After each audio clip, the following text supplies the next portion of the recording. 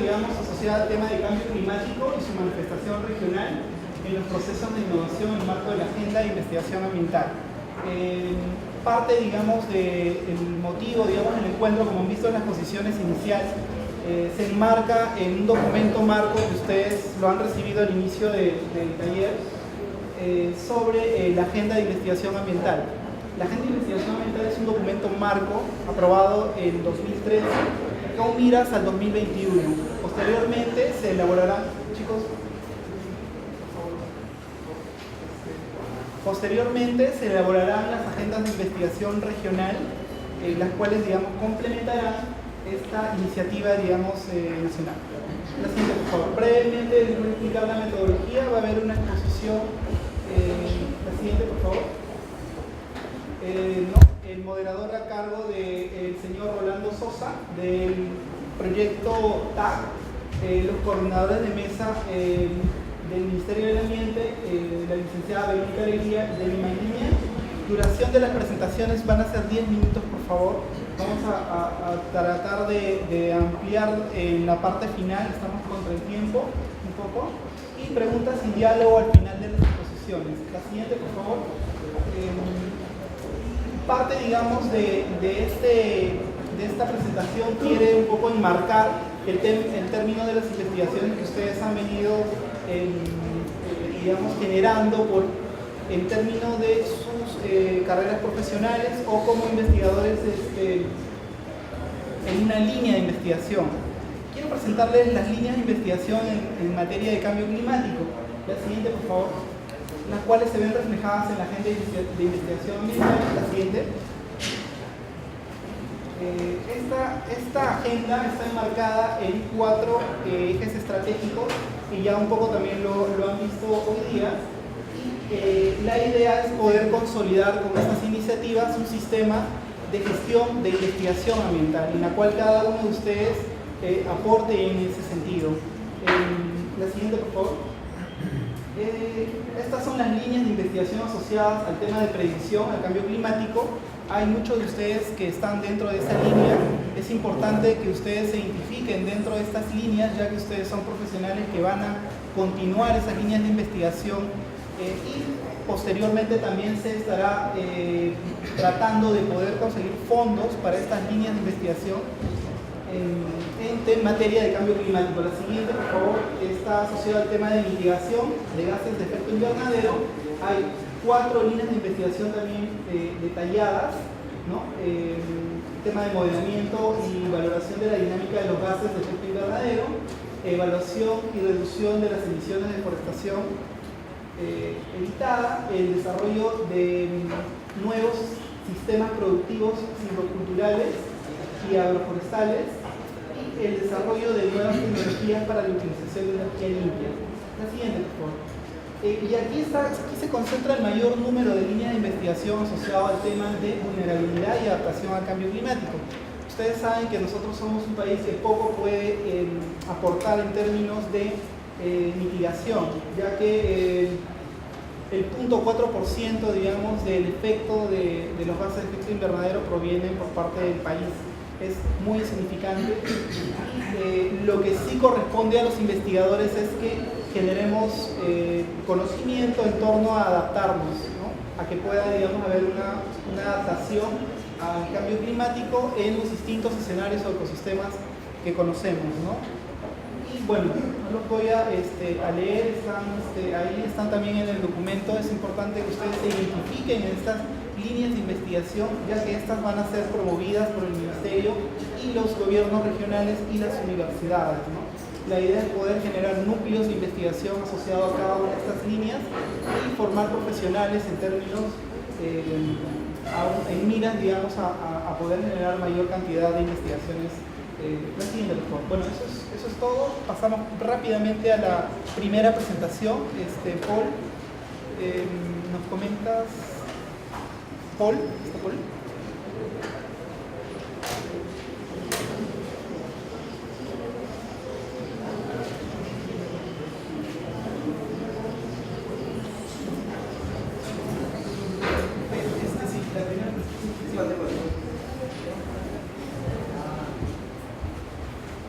A ver, muy buenos días. Vamos a dar inicio ya a la mesa simultánea 4, correspondiente a la temática de cambio climático en su manifestación regional y nacional en los procesos de innovación.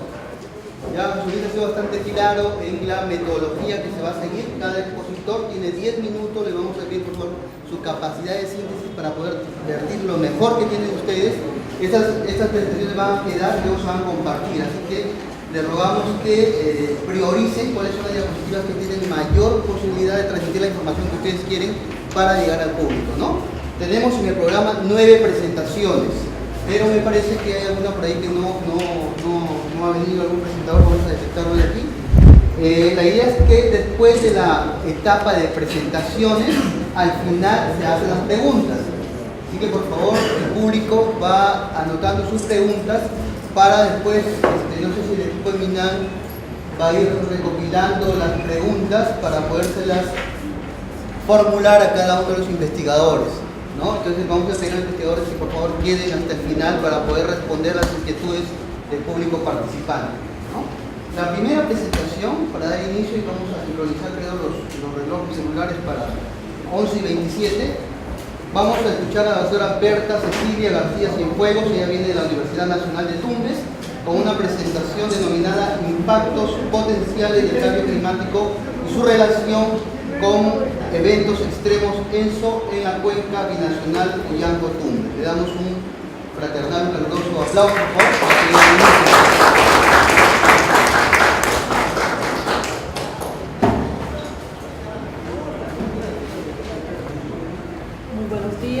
Agradecer a los organizadores de este gran evento, a todos ustedes y a mi alma mater que en este momento me acoge para hacer una exposición sobre el cambio climático.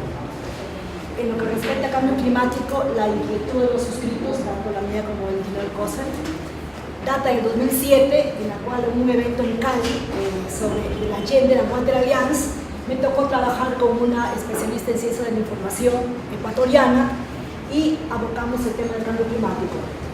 Hoy en día, con mucho orgullo, en Tumbes se están haciendo dos proyectos muy grandes, que son el proyecto de Ken Takahashi en los manglares de Tumbes, con el IRD, y el proyecto TAC con el PNUD, a cargo del ingeniero Laito.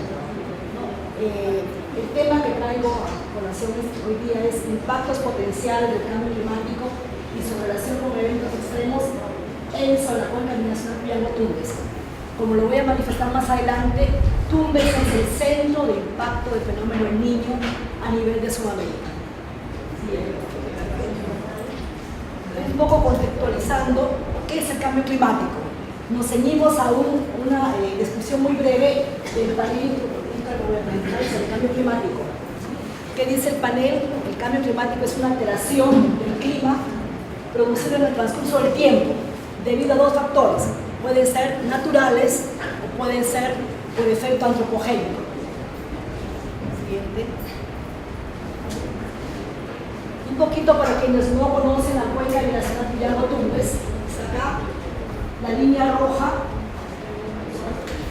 señala el límite internacional, ¿no? La cuenca está ubicada en territorio limítrofe, en la zona norte es Tumbes, para este lado, y la zona de las provincias de Loja y el Oro en el Ecuador. En la parte de Ecuador ocupa la mayor extensión, tenemos el 60%, que son 2.880 kilómetros cuadrados, y en la parte de Perú 1.820 kilómetros cuadrados. Pero ¿cuál es la problemática en sí? La problemática de la cuenca.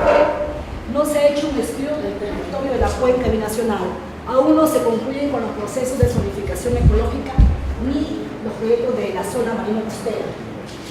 No se han identificado cuáles son las zonas de mayor vulnerabilidad al cambio climático en la cuenca. No existen tampoco las herramientas valiosas. No tenemos instrumentos, como por ejemplo Celami no funciona en Tumbes, tenemos que recurrir a Celami Piura. Recientemente, en una evaluación de campo que he tenido, ya están habiendo varias estaciones climatológicas, se están estableciendo en varios lugares de Tumbes. Ni tampoco existen las sinergias institucionales apropiadas para poder conjugar, condensar. Trabajé el año pasado con Carolina Vergara del proyecto de Catamayo Chila y me dice, Berta, ¿pero por qué haces ese trabajo en Tumbes? Le digo, yo puedo, pero no hay las sinergias, no hay la voluntad estatal y política para poder trabajar esa temática. Siguiente. ¿Cuál es el objetivo? Analizar cuáles son esos impactos potenciales que están asociados al ENSO y diseñar cuáles serían las estrategias de adaptación y mitigación al cambio climático. El método se determinaba escenarios climáticos que lo seguimos trabajando hasta la fecha, en los años 98 a 2007. Pero estos escenarios están limitados, no nos basamos en temperatura, porque sabemos que en Tumbes la temperatura promedio es de 24%. Nos basamos más que todo en temas como precipitación y temperatura. Los datos han sido tratados de la estación meteorológica Tumbes, que aún funciona, y la estación meteorológica hidrométrica del Tito, ¿no? Para medir caudales específicamente. Otra información ha sido de CENAMI, que es el Servicio Nacional de Áreas Protegidas, y se ha trabajado también a través de la Comisión Regional de CERNAN y la Junta de Usuarios del Distrito del Río de Tumbes. Siguiente. Esta foto ha dado la vuelta al mundo, la llevé a un evento que es sobre gestión del riesgo en un ISD de las Naciones Unidas. Ahí presenté un tema sobre el género y el cambio climático. Entonces ahí, como podemos ver, no hay límite entre el cuento internacional, ¿no? Entonces, definitivamente el escenario climático es que la cuenca binacional Puyehongo-Tumbes es el centro de los impactos del fenómeno El Niño. La región Tumbes presenta características de vulnerabilidad que permanentes exponen a los sistemas productivos a eventos naturales. Tenemos 3 áreas naturales protegidas: Santuario Nacional Malawi de Tumbes, tenemos Parque Cerro de Amotape y Reserva Nacional de Tumbes. Son los ecosistemas frágiles, entonces ese escenario climático es amenazante. La vulnerabilidad está allí. Si bien las áreas protegidas un poco que coadyuvan en el cambio climático, son 2 efectos sinérgicos. Siguiente. Como repito, las evidencias observacionales son que toda esta variabilidad está relacionada a la precipitación. Repito, la temperatura es homogénea, no debe 4 grados centígrados. Hay en lo que es la cuenca del río se tiene que poner gaviones para poder acotar la turbulencia de las aguas. ¿Qué se ha determinado en estas evidencias observacionales? La mayor parte es que con las avenidas hay un problema con las inundaciones, la infraestructura de riego y las inundaciones. Entonces hay alto riesgo específicamente en la margen derecha del río, donde la margen derecha está en la parte baja y afecta el cauce del río. Lo mismo sucede con la zona de la Brujas Alta, Bruja Baja, Prefectura de la Tuna Romero 2 y el Palmar. No así con otras zonas como Becerra Belén, Higuerón, Monidor y Casabanqueá, donde ya se ha logrado construir algunas infraestructuras para colapsar esto. Siguiente.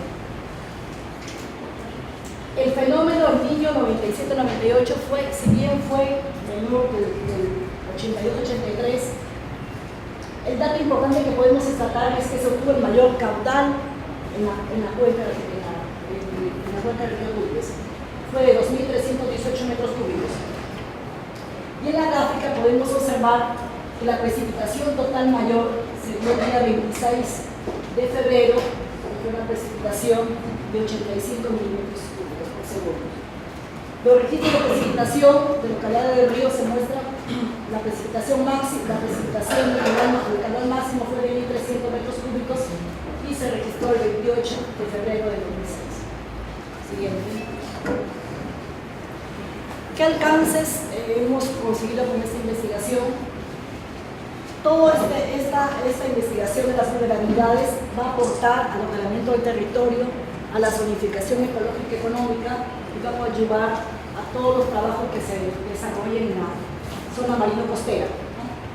Como les dije, ya se han determinado las áreas agrodiversas, las áreas naturales protegidas de no determinadas, pero que estas áreas protegidas tienen peligros climáticos amenazantes y hay algunas zonas, como el caso de Casitas, que tienen problemas de desertificación y sequía.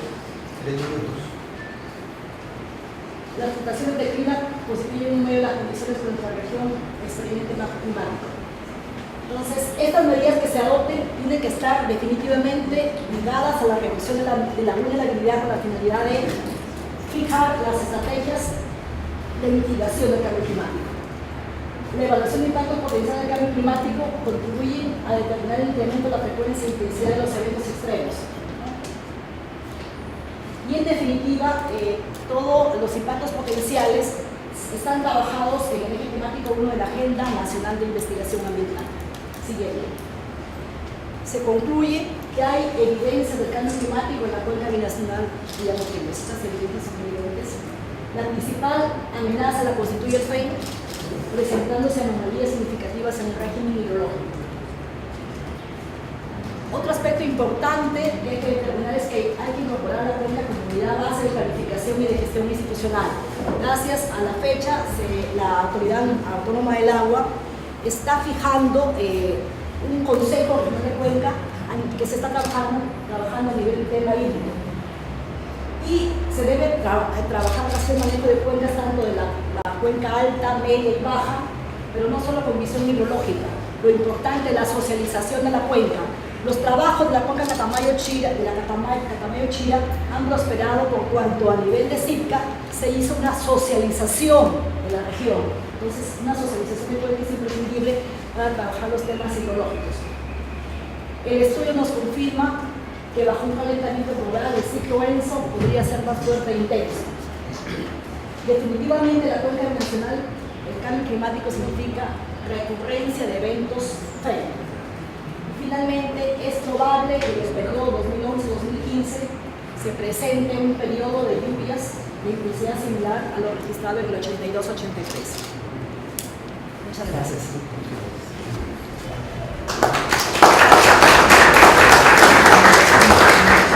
Muchas gracias a Santa Cecilia por haber respetado el tiempo, exactamente 10 minutos. Ahora, quisiera saber si el señor Carlos Enrique Orihuela se encuentra presente. ¿Sí? Muy bien, él va a tener a cargo la segunda presentación. Él viene por la Universidad Nacional Agraria de La Molina y su presentación va a versar sobre el efecto económico del cambio climático sobre los cultivos permanentes de la agricultura peruana en el periodo 2011 al 2050. Un fuerte aplauso.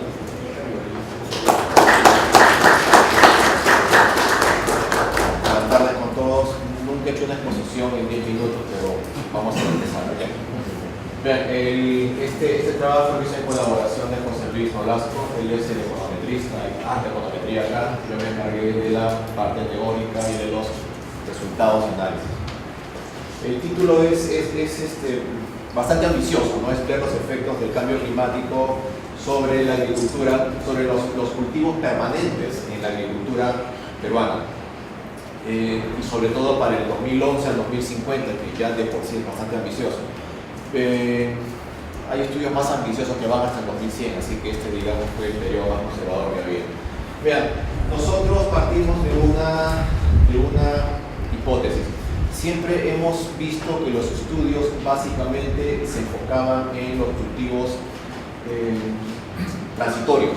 Entonces los cultivos transitorios generan la mayor parte de los ingresos, la mayor parte del trabajo, y por lo tanto vamos a desestimar los cultivos permanentes. Entonces los estudios económicos de cambio climático en la agricultura siempre han desestimado los cultivos permanentes. Entonces nosotros teníamos la hipótesis, sí, a priori hay que desestimarlos porque hay que priorizar, vamos a sacar resultados, pero realmente ¿por qué no hacemos un estudio y evaluamos cuán pequeña es la contribución a las variaciones en el PBI? O sea, vamos a ponerle cantidades. Ok, es como el PBI forestal, ¿no? Todo el mundo dice, sí, es muy pequeño, pero nadie sabe cuán pequeño es. Entonces nosotros quisimos hacer este estudio para el año 2011 al 2050 utilizando los escenarios A1, B2 y B1. Esta información nos la brindó el Centro de Conservación de Datos, o sea, trabajamos con esas proyecciones. Entonces nuestra hipótesis es bastante sencilla, es realmente pequeña la contribución de los cultivos permanentes en la agricultura peruana para efectos del cambio climático. Veamos. Entonces nosotros identificamos todos los estudios que han trabajado efectos económicos sobre la agricultura peruana. Aquí tenemos el estudio de Lina Torres, uno que hicimos con Loyola y de Alvarado. Acá están los periodos que se utilizaron, los periodos de la data, no de resultados, sino de la data que utilizaron, y los cultivos que cada uno utilizó para su muestra. Entonces nosotros decidimos utilizar esta cartera de cultivos que son los más representativos de los que estamos utilizando. Utilizamos data del 91 al año 2011. ¿Okay? Utilizamos un panel data. La técnica es bastante sencilla en este aspecto. Las proyecciones de precipitación y temperatura es otro campo, ¿okay? Entonces nosotros utilizamos eso, pero el modelo es sencillo. ¿El modelo qué nos dice? Bueno, lo único que tienes que hacer es tratar de estimar tus rendimientos por cultivo, por periodo, que depende básicamente de la precipitación y temperatura. Evidentemente, entre el cultivo no solamente depende de eso, pero lo que nos interesa modelar son los cambios ante precipitación y temperatura. Además, si obtenemos que la función está bien comportada, entonces en el término constante está capturándose todos los otros efectos que no son temperatura y precipitación. Entonces, claro, uno podría decir, sí, pero el cultivo no depende de la precipitación, temperatura, depende de esto. Sí, pero eso está capturado en otros términos. Entonces, si esos otros términos estadísticamente nos salen que son significativos, listo, podemos asumir que están siendo razonablemente capturados en ese término, ¿ok? Entonces, lo que hacemos es, ok, vamos a estimar los rendimientos por cultivo, y con esos rendimientos vamos a evaluar cuáles son los cambios en el beneficio. No nos interesa el cambio en el ingreso, nos interesa el cambio en el beneficio. Entonces, en economía lo que nos interesa es evaluar no los cambios, no estrictamente cómo cambian los ingresos en el futuro, sino nos interesa ver cómo cambia el bienestar de la sociedad en el futuro. Así de sencillo. Y una proxy de bienestar son los beneficios. ¿Okay? Ahora, el que estén calculados bien o no, eso ya es un tema de data. Entonces, nosotros hicimos estas variaciones de rendimientos por el beneficio unitario. Ahora sí, es extremadamente complicado prever cuáles van a ser los precios hacia el futuro, cuáles van a ser los costos. Entonces, encontramos evidencia que los precios en términos reales no ha habido mucha variación en los últimos 20 años. Entonces, decidimos, para efectos de investigación, asumirlos constantes, lo cual es relativamente válido. ¿Por qué? Porque lo que nos interesa es cuánto aumenta o cuánto cambia en base a un patrón, y el patrón es el año 2011. Entonces fijamos el año 2011, el beneficio del 2011 y empezamos a mover todas las cantidades. Entonces eso es como decir precios constantes, por así decirlo. Entonces utilizamos esta fórmula. Acá, por motivo de tiempo, no voy a pasarles a explicar qué cosa cada uno de los términos. Bueno, ahí están todos eso ustedes lo van a ver en su diapositiva que se va a entregar. Se evaluaron las diversas formas funcionales para cada una de las especificaciones. Entonces, a priori no se trabajó con una sola, se empezaron a evaluar cuál era la que mejor se ajustaba para los datos. Se cumplieron todos los test econométricos para un panel data. No olvídense de esto, no se lo voy a comentar. Encontramos en los resultados de que las funciones que estamos encontrando se adecuan a lo sugerido o a lo previsto por literatura, es decir, que haya una especie de concavidad. Hemos encontrado concavidades para todos los cultivos. ¿La concavidad qué significa? Significa que existen umbrales. Si existen umbrales, quiere decir de que a partir de ese umbral los rendimientos van a empezar a descender. Ahora, en otros estudios hemos encontrado no la concavidad esperada, concavidad por efecto logaritmo, sino en otros estudios hemos encontrado convexidad. Pero eso de la convexidad no es que esté mal, sino ya es un problema matemático, porque la convexidad puede ser de una función cúbica, ¿no? Va así y luego se eleva. Entonces la convexidad significa que estamos en este estadio, no en este estadio de acá. Entonces, aún cuando hubiéramos tenido convexidades, eso no significa que el análisis esté mal hecho, simplemente que el resultado está mostrando una parte de la función de producción, de la forma funcional de la función de producción. A ver, hemos utilizado tasas de descuento sociales de 0.5, 2 y 4%. Hemos podido utilizar la del 9%, pero en un contexto de cambio climático que es a largo plazo, nos interesa tasas de descuento relativamente pequeñas. ¿Okay? Entonces hemos utilizado 0.5, 2 y 4%. Lo hemos utilizado por escenario, por cultivo y por periodo. 3 niveles. Entonces hemos encontrado que mayormente hay pérdidas para los cultivos, sin embargo, para el caso del limón hemos encontrado ganancias. Ahora, estas cantidades desde el punto de vista macroeconómico sí son no significativas, eso va acorde con la literatura, pero desde un punto de vista micro sí son pertinentes, sí son interesantes, sí son significativas. Ahora, que esto es una señal de que, ok, se prevé que unos van a perder y se prevé que otros van a ganar, van a beneficiarse de eso. Ahora, naturalmente, ¿esto qué se está asumiendo? Se está asumiendo que la cartera de cultivos permanece constante en el tiempo. No sé, es extremadamente complejo tratar de simular la cartera de cultivos. ¿Por qué? Porque tengo que asumir cómo cambian los precios. No tengo bola mágica para ver cómo cambian los tiempos. Tampoco tengo bola mágica para saber cuál va a ser el cambio en la situación política. De repente los precios pueden ser constantes. De repente la situación climática mejora para este cultivo, limón. Sí, pero a la gente en 20 años ya no le gusta el limón. ¿Cómo hacemos? Entonces, ¿realmente va a ser ganancia o va a ser pérdida? No lo sabemos. Hay muchas cosas que están todavía por investigarse. Bueno, ahí tenemos un mayor desagregado, ¿ok? Porque estamos viendo los efectos ya no solamente de beneficios en millones de soles, sino a nivel de beneficios por hectárea y como fracción del PBI agrícola.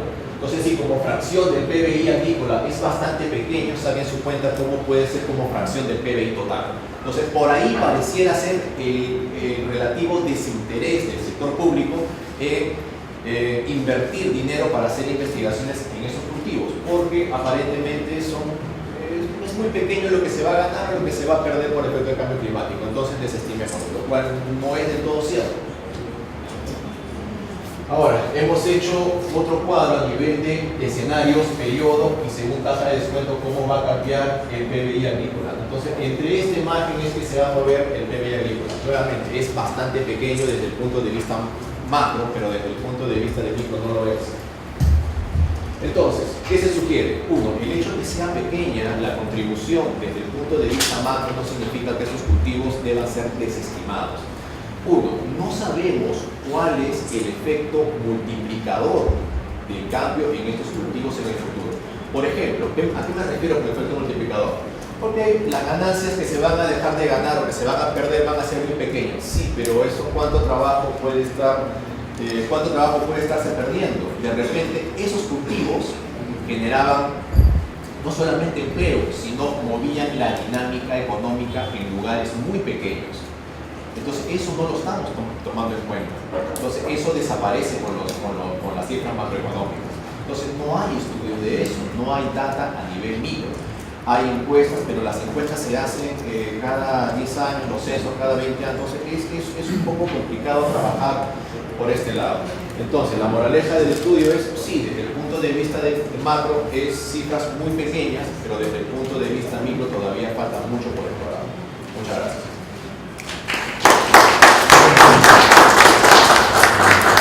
Interesante ponencia del señor Orihuela, que vincula el cambio climático y efectos en el desarrollo económico. Ahora vamos a escuchar al señor Alfredo David Lescano Lozada, que viene por el proyecto TAP, y va a exponer sobre el inventario regional de gases de efecto invernadero en Piura y Tumbes.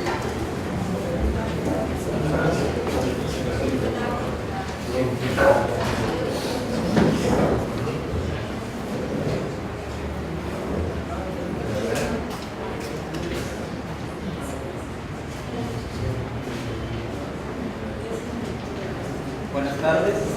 Bueno, las personas que me antecedieron estuvieron hablando un poco de los efectos, ¿no? De adaptarse.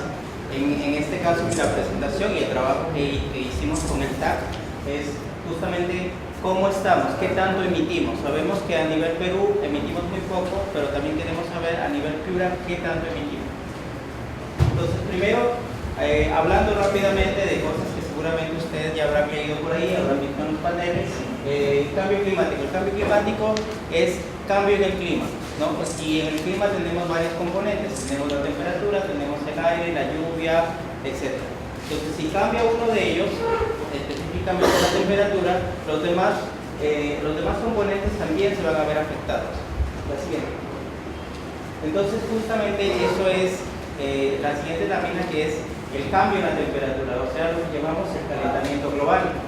También hemos visto cuáles son las predicciones que ha estado haciendo el IPCC, cuáles son los escenarios en los que nos ponemos, y muchos de ellos son bastante drásticos. Vamos a estar afectados, sobre todo en el Perú, y acá vamos a ver qué tanto nos vamos a afectar. Entonces, tenemos una variación en la temperatura, una variación que ya es ya se puede notar a nivel de todo el mundo por los diferentes cambios que hay. Y este cambio de temperatura, obviamente, como les decía, afecta a las precipitaciones, afecta a las corrientes de aire, afecta sobre todo el nivel del mar, tenemos el derretimiento de los glaciares, el derretimiento de la Antártida y por lo tanto la escasez del agua dulce. Entonces, este es un problema bastante complejo al cual le tenemos que hacer frente, pero además tenemos que nosotros como país ser y crecer de manera sostenible. ¿Qué significa crecer de manera sostenible? Significa que podemos estar produciendo lo mismo, pero sin embargo emitir lo menos posible. Por ejemplo, yo podía abastecer una localidad con la leche de 100 vacas y yo producía 200 toneladas de dióxido de carbono. Ahora, con esas mismas 100 vacas, yo voy a producir más, pero no voy a abastecer solo una comunidad, sino de repente a dos. Y además, estas vacas van a estar genéticamente mejoradas, van a tener mejor alimento y por lo tanto voy a producir menos emisiones de dióxido de carbono equivalente, ¿no? Entonces, bueno, más diapositivas sobre el cambio climático. Nosotros sabemos que el cambio climático, en realidad, una de las bases es el efecto invernadero. El efecto invernadero sabemos que es un efecto natural que se ha venido dando desde hace mucho tiempo y que este efecto además ha permitido la vida en la Tierra como la conocemos. Si este efecto invernadero, que es el que nos mantiene calientes, no existiera, tendríamos menos 18 grados centígrados. Gracias a este efecto invernadero tenemos unos 14 grados en promedio a nivel mundial, ¿no? Entonces hay bastante diferencia. Pero ahora, ¿qué pasa? El efecto invernadero, a raíz de la actividad del hombre, desde la actividad industrial, lo que ha pasado es que se ha generado mayores gases de efecto invernadero, más de lo que necesitamos, y por lo tanto eso hace que la temperatura se haya ido incrementando, y de ahí es donde sale que se ha dado el calentamiento global. Entonces tenemos algunas evidencias de lo que ya se está dando. Tenemos la Antártida en el 80, en el 2012, que ya cada vez se va reduciendo mucho más el hielo. El siguiente, por favor. Tenemos un gran problema en el país, que es la desglaciación. Este es, por ejemplo, el Nevado Yanamaré. Estas son fotos del Ministerio del Ambiente. Si vemos, debería permanecer sin cambios significativos, debería permanecer prácticamente constante, pero miren lo que tenemos en la última foto, ahora debe estar más. En 2005 prácticamente no tenemos nieve y tenemos bastante agua, pero que no va a estar todo el tiempo. Ahora se nos viene una escasez hídrica, sobre todo a las ciudades que estamos en la costa, que dependemos de los ríos de la sierra, y sobre todo en Lima, que es uno de los grandes consumidores de agua dulce. La siguiente. Y bueno, en Piura, yo soy piurano, yo he vivido estas consecuencias en el 2008, se cayeron los puentes, hay muchas crecidas, no solamente, cuando viene el niño no solamente afecta a Piura, sino también afecta a Tumbes. La ponencia que me antecedió vio un poco todos los escenarios que se han hecho y todos los escenarios. Definitivamente Piura es uno de los más afectados. Siguiente. Y bueno, es aquí un estudio que les presento de qué tanto nos va a afectar, qué tan afectados estamos. El Perú es el tercer país que va a sufrir o que sufre las consecuencias del cambio climático. El primero es Bangladesh, que es un país que está cerca de la India, que está por debajo del nivel del mar, por lo tanto, si el mar crece, entonces este país prácticamente desaparece. Luego está Honduras, que tiene una gran variedad de flora y fauna que a raíz del cambio climático y los cambios bruscos del clima no se van a poder adaptar y por lo tanto van a desaparecer. Y finalmente está el Perú a nivel mundial, por el fenómeno del Niño, por la desglaciación, por la escasez de agua, por los cambios de temperatura en la sierra que afectan al ganado, afectan a la agricultura, etc. Entonces, si bien es cierto, como les decía, como país no somos grandes emisores, sí somos uno de los grandes de los que más consecuencias va a sufrir a nivel mundial.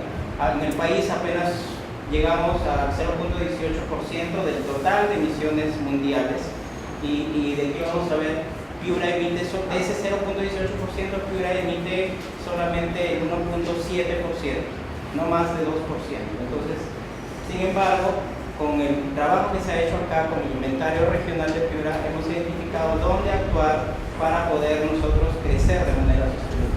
La siguiente. Y bueno, ya entrando al resultado del inventario regional, 3 minutos. es un inventario que se ha desarrollado en toda la región Piura. La siguiente. Y estos son los resultados. A la fecha, por lo menos hasta julio, teníamos 2.380 gigagramos de dióxido de carbono equivalente. Eso, si juntamos las tres fuentes principales, que son en este caso el cultivo de arroz, que son la industria de la energía y el transporte. La industria de la energía es todas las plantas que generan energía eléctrica para uso propio y para la red. Entonces estas son las tres fuentes principales. Las juntamos y tenemos 77% de todas las emisiones que se producen en Piura, ¿no? La siguiente. Entonces, los alcances.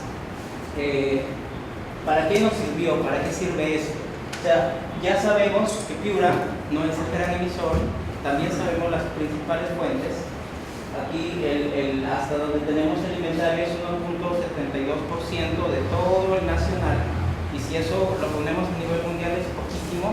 Sin embargo, tenemos que crecer de manera sostenible en el arroz, cultivos de arroz, tenemos que crecer de manera sostenible en el transporte. Piura está creciendo bastante, hay que implementar medidas a nivel regional, pero las medidas no solamente tienen que ser como aisladas solamente para la región Piura. Hay antecedentes, hay iniciativas nacionales y Piura se debe enmarcar dentro de estos antecedentes, dentro de estas iniciativas. Por ejemplo, está el Plan CC, el Plan Anticambio Climático, está el Plan Lumes, que lo que busca es mejorar o tener una energía más limpia en toda la matriz energética. Entonces, además, estos objetivos regionales, todo este esfuerzo, todo este inventario, que en realidad ha sido un trabajo bastante grande, bastante largo, de recopilar información sobre todo, porque a nivel regional no estamos preparados todavía realmente para tener un buen inventario de emisiones de gases de efecto invernadero, sino además a nivel Perú. A nivel Perú va por la tercera comunicación, sin embargo encontramos bastantes vacíos de información. Hay información que no se recopila, hay información que tiene que estimarse, información que tiene que tomarse de bibliografía. Entonces, como sabemos además, todo esto nos va a ayudar a tener un antecedente frente a lo que ya se viene en diciembre, que es la COP20. También nos orienta a los esfuerzos regionales, sabemos dónde más tenemos que reducir para ser eficientes. Este inventario forma parte de otro documento que mañana lo voy a presentar también en una disposición, que es el plan regional de mitigación. O sea, qué hacer, qué medidas tomar, cómo organizar para que realmente estas medidas no solamente sean que lo haga el gobierno que de acá sigue, los alcaldes que de acá siguen, sino que sirva para todos, ¿no? Y que sirva en un mediano y largo plazo, ¿no? Y bueno, y además otra cosa muy importante, que no solamente el inventario tiene que hacerse aquí, con este documento que ya terminó, sino tiene que seguir haciéndose, y se han identificado para eso actores, y se ha identificado de dónde sacar la información y cómo mejorarla. Bueno, eso es más o menos lo que ya les he comentado, con esto termino mi exposición. Gracias.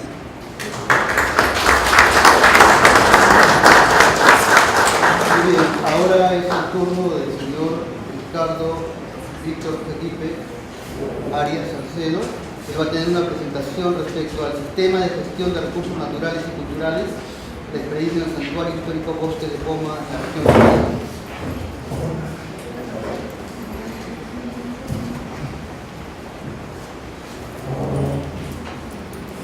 Buenos días a todos. Esta investigación se pudo realizar después de que el Santuario Histórico Bosque de Poma fue recuperado por las invasiones del cual fue producto. Luego de recuperar Poma, pudimos comenzar a trabajar todas las investigaciones que se habían paralizado. Una de ellas era poner en orden nuestra casa. Entonces, cuando nosotros estamos hablando de cambio climático, estamos hablando de adaptarnos al cambio climático. No podemos adaptarnos a un cambio climático si es que no lo hemos puesto en orden nuestra casa. ¿Y por qué razón? Porque estamos trabajando todo de manera más desordenada. En este caso, el mismo, sigue adelante por favor, el mismo santuario fue efecto del mayor desorden territorial que ha tenido en su historia, a pesar de que es santuario no de ahorita, sino de hace 2000 años. En el EPOMAC nos está revelando en estos momentos, por más de 2000 años de historia, los 4 cambios climáticos que ha tenido la cultura moche. Nuestro legado moche es muy importante y no lo estamos tomando en cuenta. En la historia de EPOMAC podemos establecer que cada cambio climático ha sido cada 500 años. Es casi exacto, ¿no? Entonces, si nosotros solo nos basamos en fórmulas matemáticas, es posiblemente que pongamos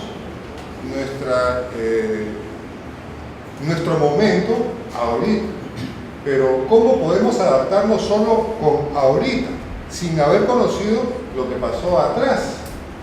Y esto es lo que nosotros vamos a observar ahora. Sigamos adelante, por favor. Vamos a seguir. Es bastante amplio.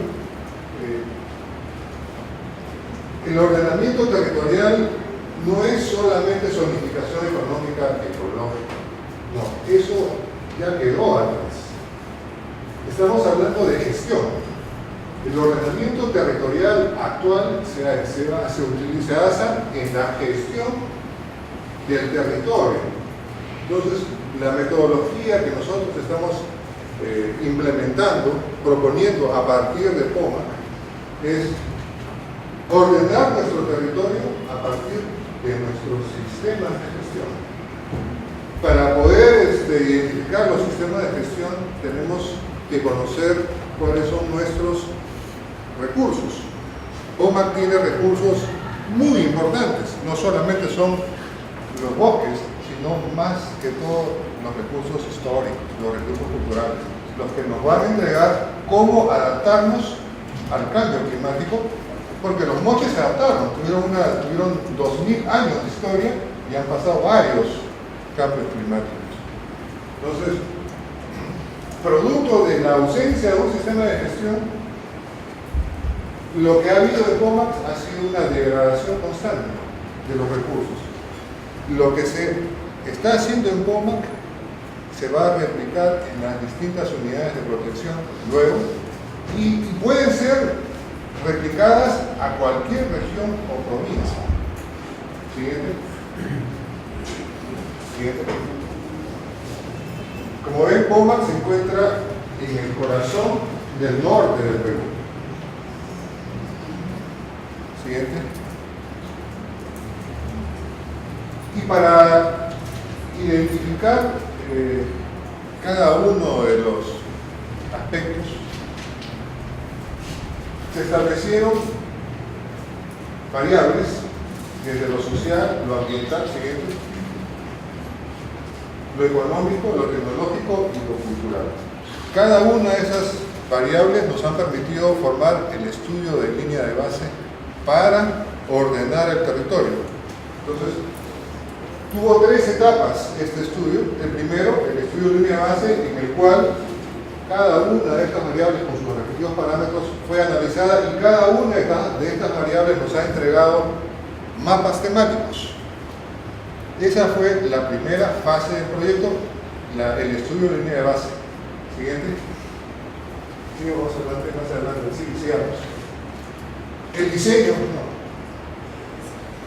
Esto es POMAC y cada uno de los transectos y de las parcelas de investigación que han permitido recoger la información del cuadro anterior. Siguiente. La zona de amortiguamiento también fue evaluada de la misma manera con que ha sido evaluada la zona interna. Siguiente. Algunos de los cuadros con los cuales se interpretó el valor de los resultados del estudio de línea base. Sigamos adelante. Más. Sigamos. Por ejemplo, uno de los resultados importantes para POMAC ha sido el mapa temático de densidad arbórea. En estos momentos, esto es como una fotografía actual, luego de la invasión, pero no siempre ha sido así POMAC. Lo que vemos nosotros, los verdes más oscuros, son actualmente los bosques más densos. En este caso, en el borde superior derecho, se encuentra el bosque más denso de toda la costa peruana. Extremadamente denso, estamos hablando de casi 1000 árboles por hectárea. No existe un bosque de esa densidad. Pero eso antes ha sido todo. Pero no siempre ha sido así. En los 2000 años de historia, POMAC ha pasado de ser un bosque tipo selva a ser un bosque pradera, un bosque tipo sabana o casi un desierto, teniendo en cuenta en qué etapa del cambio climático nos encontramos. Ya, siguiente. Sigamos adelante. Por ejemplo, antes de esto, esto es el bosque más denso. Así lo podemos observar nosotros, ¿no? Siguiente.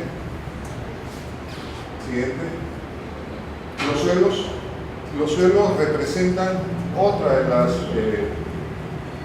los digamos, valores que tiene POMAC. Tiene los mejores suelos del Perú. ¿Y por qué?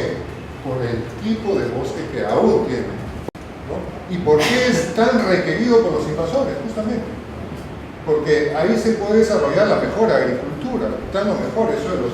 POMAC ha pasado de ser una zona, un suelo forestal, y parte de su suelo se ha convertido en suelo agrícola, con invasiones de malezas y plagas agrícolas, en una zona de alta prioridad, porque el valor histórico de POMAC es muy grande. Es un gran referente de nuestro cambio climático. Lo que pase en POMAC lo vamos a ver en el resto del Perú y de la costa peruana. Siguiente, vamos adelante. Las aguas, la condición bioclimática. Lo que ustedes observan aquí con plomo es la zona invadida, la zona que fue deforestada totalmente. Es de suponer, todo era así, igual, y ahí son 1.700 hectáreas que han sido destruidas. El suelo, el valor del suelo que era forestal, ahora se ha vuelto un suelo agrícola. Ya no se hace agricultura indudablemente, ¿no? Pero el impacto ha sido muy, muy grande. Entonces, si no recuperamos esa información, porque son 2000 años de historia, cada 500 años un cambio climático nos ha podido demostrarnos cómo nos hemos adaptado a cada cambio climático. Cuando llegaron los españoles, encontraron al norte del Perú en el último cambio climático hace 500 años exactamente. Entonces, según nuestra historia, el próximo cambio es en estos momentos. Según la historia Moche, cada 500 años ha habido un cambio climático, y en estos momentos nos encontramos en el nuevo cambio climático. Siguiente. Los riesgos, ¿no? Para ordenar el territorio, y esto es por dónde vamos a poder organizar nuestro sistema de gestión. Los rojos más intensos significan el riesgo más extremo. en este caso por desbordes, inundaciones y lluvias torrenciales.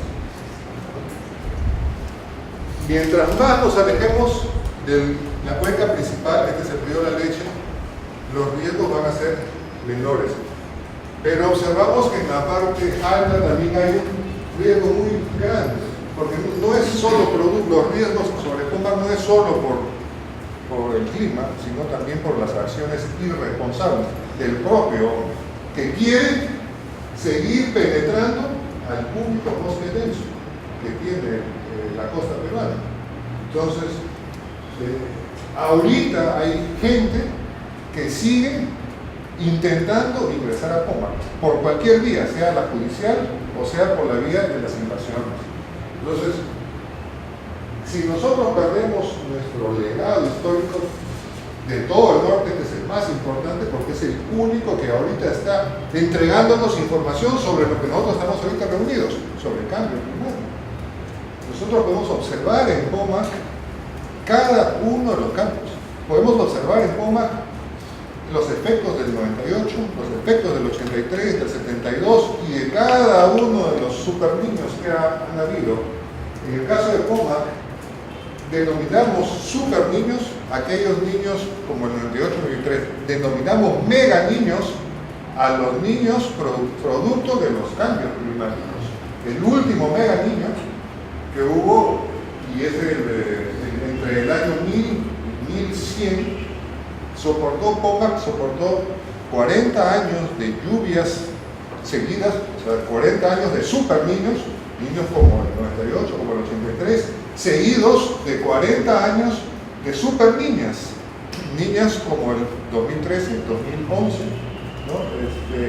Que trajeron abajo esta cultura. Y todo está plasmado en la historia, en su iconografía y en lo que ahorita nos están dejando. No me alcanza el tiempo, es muy amplia esta exposición, entonces, pero se les va a entregar completa a cada uno de ustedes.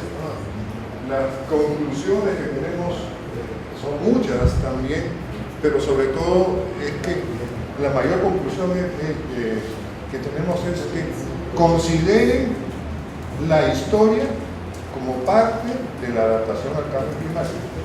No es solo modelos matemáticos y numéricos, porque inclusive por los modelos matemáticos y numéricos hay gente que dice que no hay cambio climático. ¿No? Tenemos discusiones con otros investigadores y otras autoridades, inclusive autoridades importantes, que para ellos no existe cambio climático. Y en esas discusiones les hacemos ver que lo que la historia nos está dando es que en el Perú cada 500 años ha habido un cambio importante y que ha traído abajo culturas muy importantes en el Perú, ¿no? Comenzando por la mocha. Bueno, no puedo, finalmente no tengo más para comentarles, pero el resto lo pueden observar ahí en la diapositiva que se van a entregar.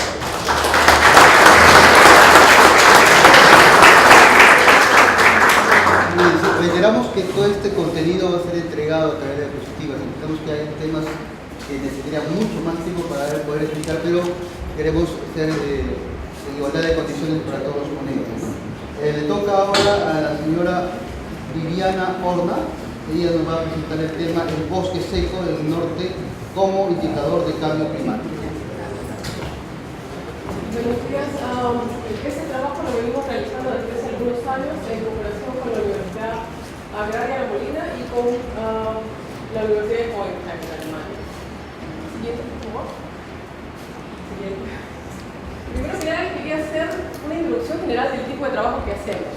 Yo soy forestal de La Molina y después me he especializado más en ecología forestal. Entonces, mi enfoque más es en árboles y la parte ecológica. Por eso, desde mi punto de vista, necesitamos dos estrategias para determinar los efectos de cambio climático en ecosistemas vegetales. La primera estrategia es más a gran nivel con los modelos climáticos o análisis climático. Y el nivel en el que yo trabajo es la estrategia a nivel de planta, por decirlo así. un poco más puntual. Evaluamos los efectos múltiples del cambio climático en el desenvolvimiento de los ecosistemas para poder determinar cuáles son las consecuencias en la estructura del bosque, de los cambios en el funcionamiento de las plantas y cambios en la distribución geográfica. Siguiente. También para introducir qué tipo de productos se pueden obtener de este tipo de estudios. El objetivo es identificar grupos funcionales. Tenemos diferentes familias de plantas, diferentes géneros, pero estos géneros a veces tienen un comportamiento común. Entonces, uno de los objetivos es identificar de estos diferentes grupos de plantas cuáles forman un grupo funcional de acuerdo a los patrones de transferencia de energía, a los patrones de uso de agua, a los patrones de fijación de carbono, ¿no? Fotosíntesis. En relación a este primer punto, queremos identificar cuáles son los factores climáticos importantes que determinan este funcionamiento.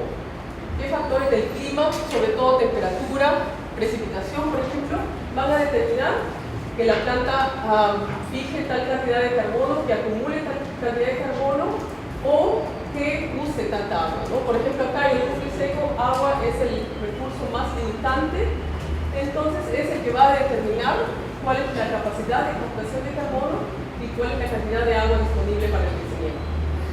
Y en base a estos dos puntos, el tercer objetivo es proveer estas funciones.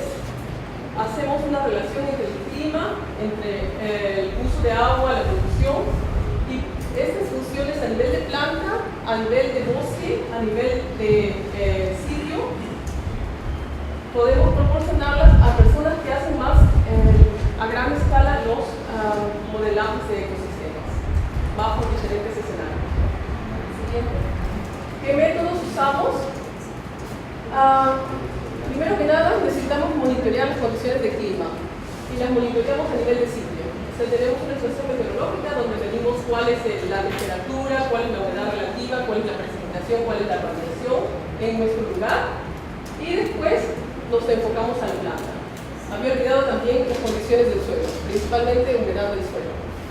Después nos enfocamos a las medidas a nivel de planta, y las principales medidas en nuestro caso, en nuestro trabajo, son fijación de CO2, fotosíntesis o respiración, cuánta emisión de CO2 también hay de la vegetación o movimiento de agua.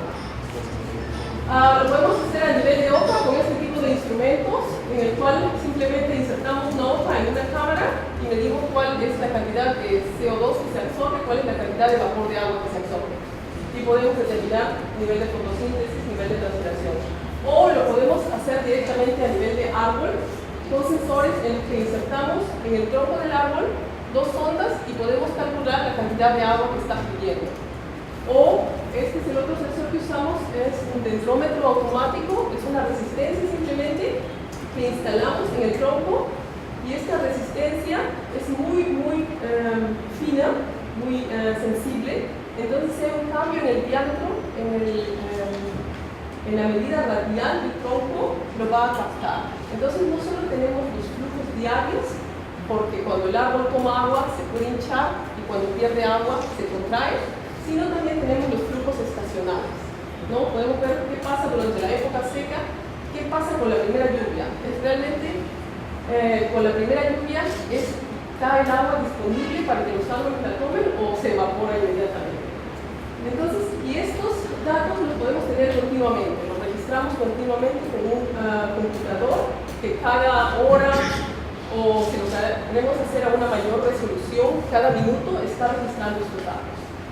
Los datos de este tipo de instrumentos son más datos manuales, ¿no? Tenemos que ir, poner nuestras hojas en estas cámaras y cada hora o dependiendo de la velocidad con que lo hagamos, podemos hacer una medida. Entonces, ahí tenemos nuestras medidas paralelas que después podemos relacionar. Podemos relacionar nuestros valores diarios, nuestros valores de cada hora de variación radial con nuestros valores de clima, que también registramos continuamente. Siguiente.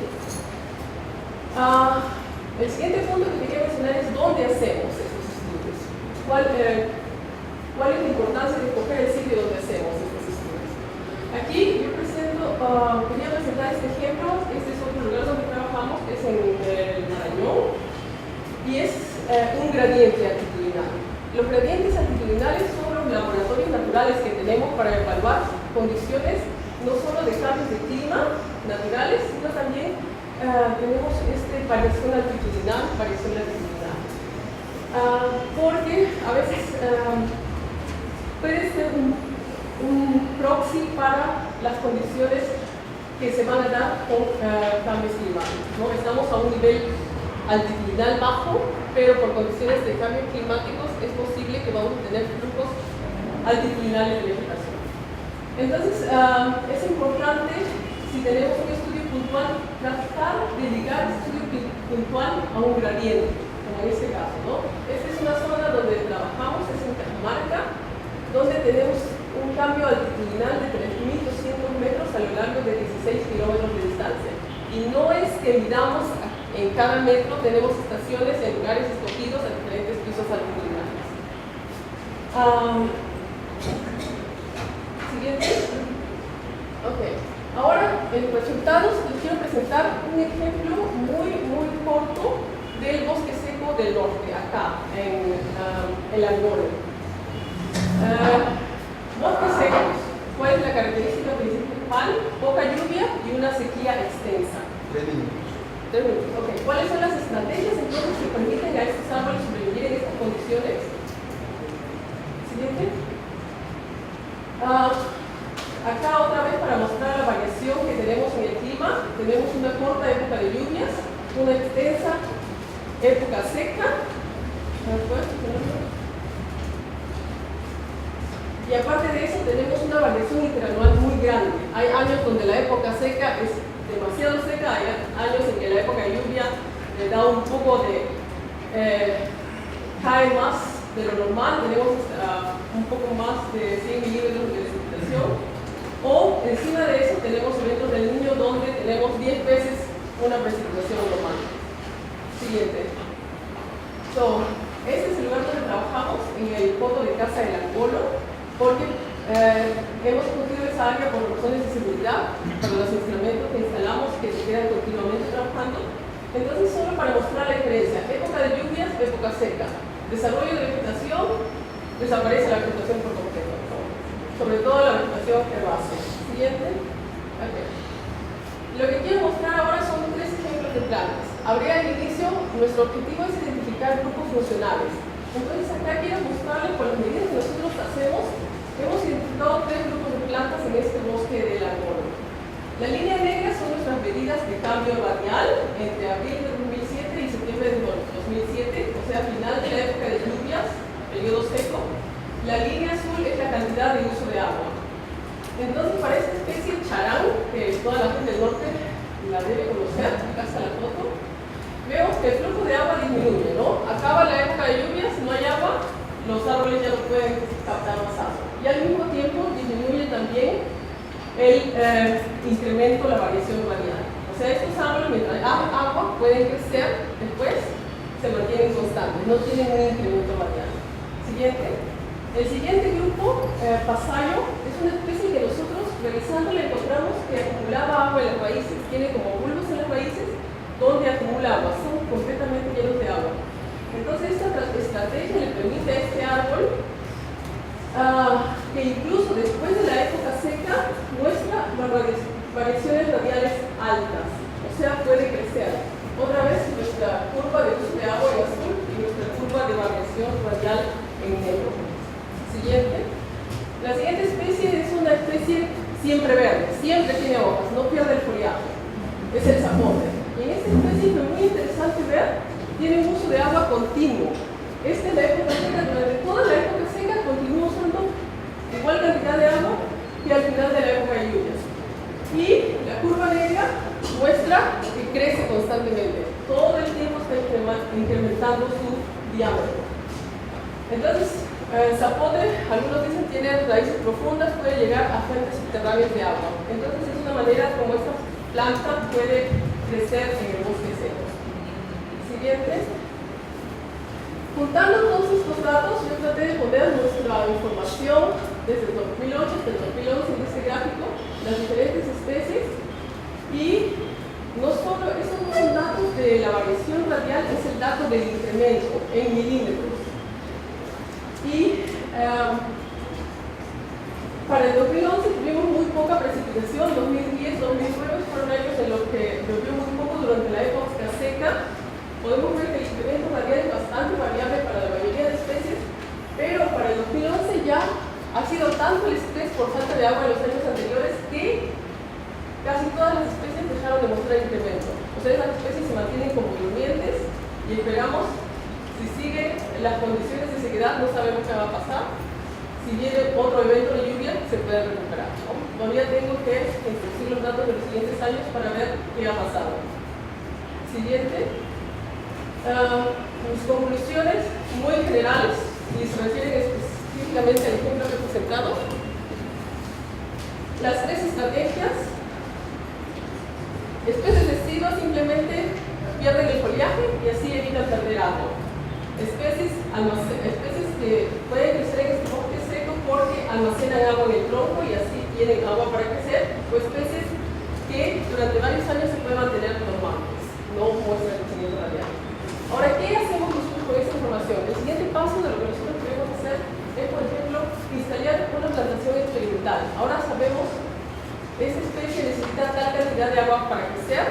¿Qué pasa en los primeros años? ¿Cuánta agua? ¿Cuál es el mínimo de riego que necesitan para poder establecerse y para poder continuar? Entonces son cosas que ya del ejemplo del bosque se pueden tomar a un caso experimental completamente controlado, con los mismos sensores, con las mismas medidas, pero ver realmente cuál es el mínimo de agua que estas especies necesitan para crecer. Son cosas que se hacen para cultivos agrícolas, pero que también se pueden hacer para plantas forestales, para plantas del bosque seco que son tan importantes y que no se usan, ¿no? Que no son manejadas. Ok, último. Solo para terminar, la otra cosa que quería mencionar con los corredores ecológicos es que tenemos un sistema de áreas naturales protegidas. Y es un sistema que también corresponde a un sistema altitudinal. En ese sistema podríamos instalar también un corredor ecológico con monitoreo, así como ya tengo instalado en la parte del Angolo, en la parte más baja para las zonas más altas, ¿no? ¿Qué pasa cuando hay un incremento de humedad natural? ¿Qué pasa cuando hay un incremento altitudinal? ¿Qué pasa con las especies que están creciendo en otros niveles? Gracias.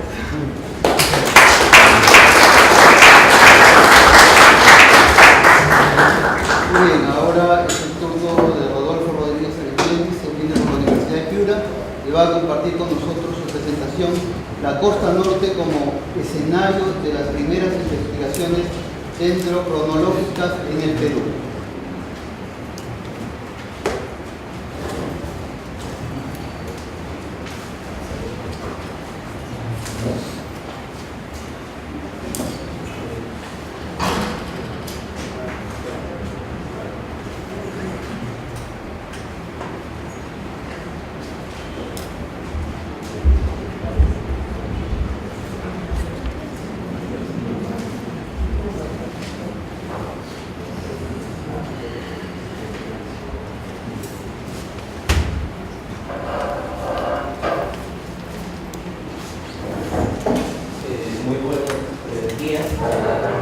La presentación que voy a hacer es hacer parte de los estudios dendrocronológicos que hemos hecho en Perú y que han tenido como escenarios de las primeras aplicaciones de esta ciencia precisamente la costa norte del Perú.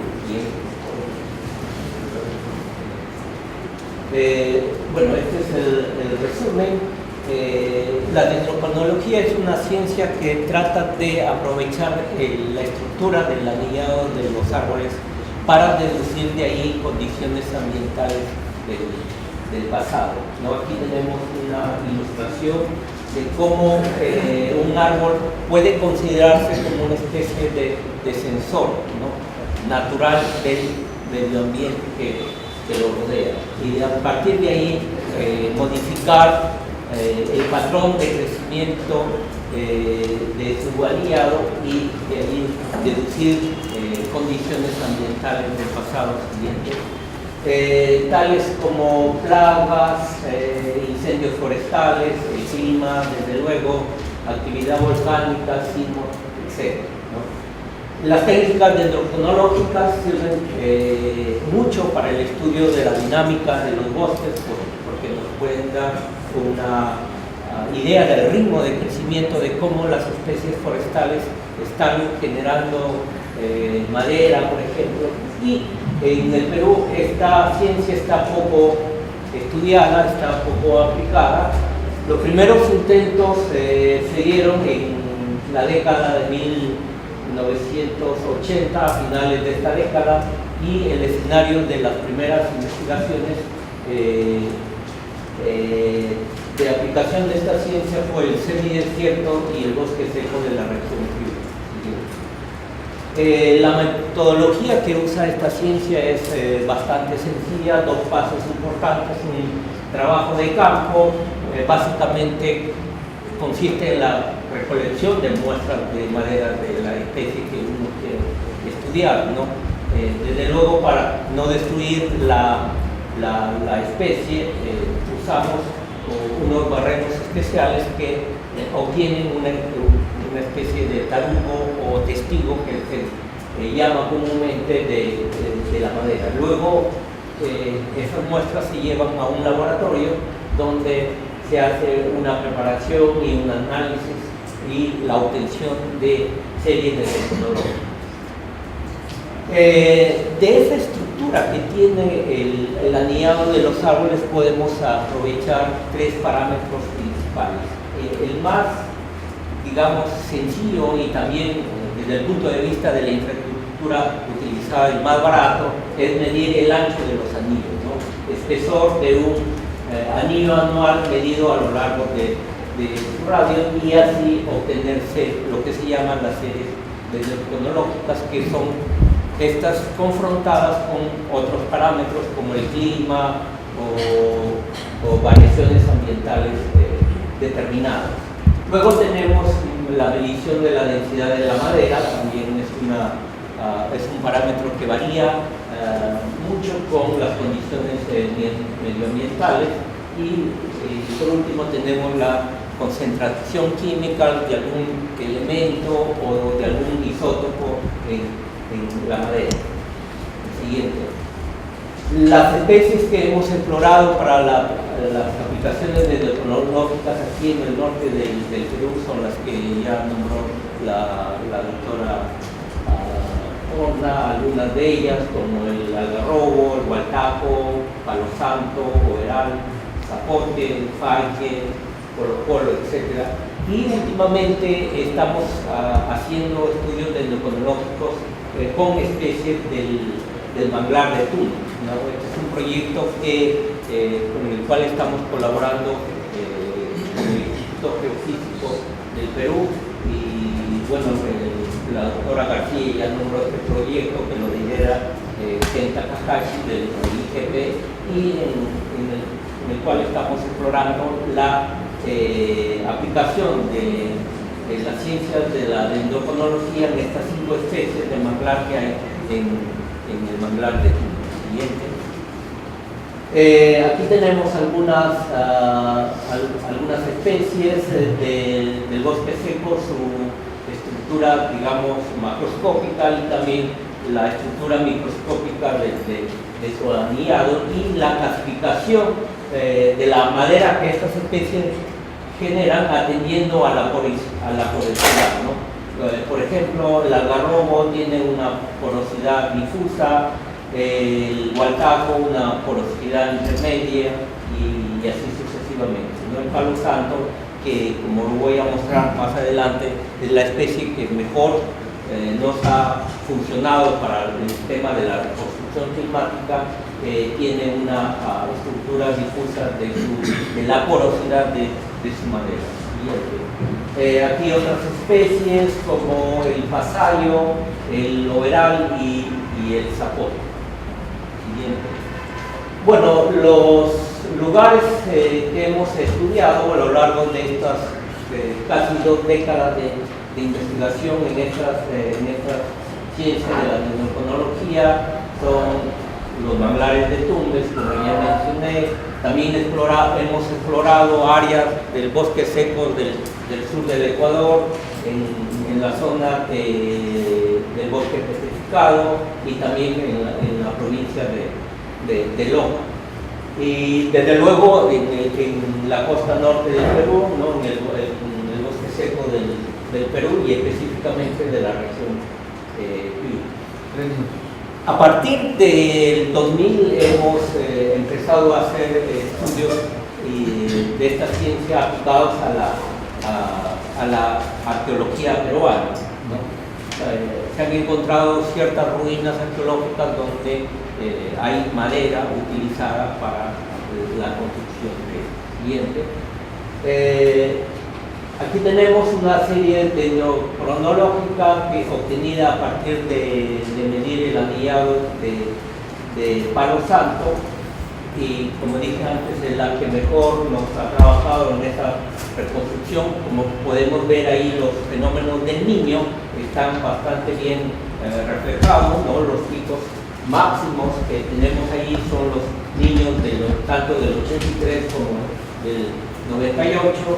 Esta figura inferior confronta, ¿no? el índice de crecimiento anual de los anillos con parámetros como la lluvia y también con parámetros indicadores del fenómeno del Niño como el índice de oscilación del sur. Siguiente. Este resultado corresponde a una reconstrucción basado en algarrobo, específicamente de la zona de Tacna, ¿no? Ahí más o menos tenemos 100 años de reconstrucción y podemos ver nuevamente los niños del 83, 98 y también un niño muy grande sucedido en 1925 que casi no está registrado desde el punto de vista instrumental, pero se encuentra registrado en registro natural de los árboles. Esta es la aplicación en la arqueología peruana que estamos trabajando en este lugar arqueológico llamado Chanquillo. Ahí este proyecto lo estamos llevando a cabo en conjunto con el Instituto de Arqueología de Lima, que lo dirige el arqueólogo Iván Getzi. Es una reconstrucción también climática que hemos hecho a partir de madera arqueológica de algarrobo encontrada en esas ruinas y que nos pueden dar indicios de cómo fue el clima de esas muestras de madera que tienen aproximadamente 2.500 años de antigüedad. Siguiente. Algunas definiciones y relevancias de este estudio, que las primeras aplicaciones de la cronología en el Perú se han realizado en la costa norte, pero que las que estamos paulatinamente llevando a otras áreas del territorio nacional, ¿no?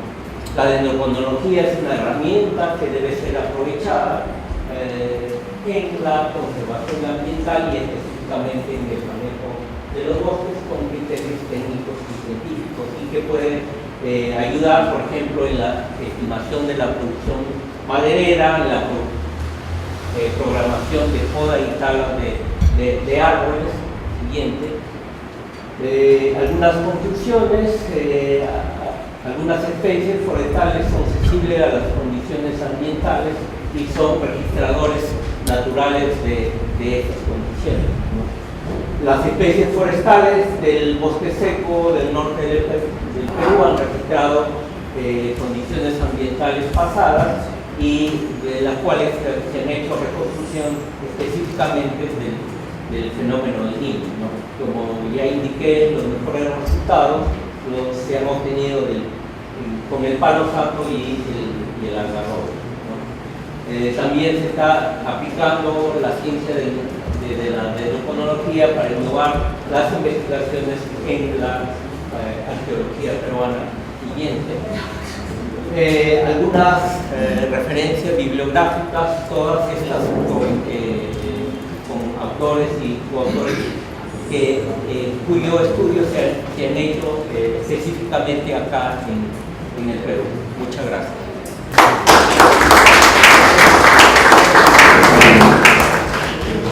Bien, ahora es el turno del señor Julio Isaac Montenegro Garnini, él viene de la Universidad Nacional de Ingeniería y va a compartir con nosotros la presentación Inundaciones y daños a infraestructura de la cuenca del río Chira en un contexto de cambio climático. Este trabajo lo hemos venido desarrollando en la Universidad Nacional de Ingeniería y parte de un proyecto de tesis, que fue mi tesis, unos fragmentos de trabajo que se realizó en cuanto a variabilidad climática, cambio climático y control de inundaciones, tanto como estudio del peligro, de la amenaza y de la gestión del riesgo en el valle de Chira. Pero si hablamos del río Chira, también deberíamos hablar del contexto total, ¿no? Que es la cuenca Catamayo-Chira, ¿no? El río Catamayo ingresa a la parte peruana y se denomina Chira. Entonces, bueno, creo que es uno de ¿no colocó otra presentación? Está en PDF. Entonces, vamos a primero caracterizar la parte de la cuenca binacional, ¿no? Y la data hidrometeorológica que hemos utilizado para poder estudiar esta cuenca binacional, ¿no? Estoy agradecido con las entidades como el CENAMI, el Gobierno Regional de Piura, el Proyecto Especial Chira Piura y la Secretaría del Agua de Ecuador junto con el INAMI, quienes han permitido el desarrollo del análisis de una extensa data de información para poder caracterizar y realizar el tránsito de las inundaciones con diferentes periodos de retorno del valle aguas abajo de la presa Poechos. La presa Poechos, que es la principal obra de infraestructura, obra de cabecera del Proyecto Especial Chira Piura. Siguiente. No sé si conectaste el USB. ¿Ya? A ver, puedes ponerlo, puedes ver si...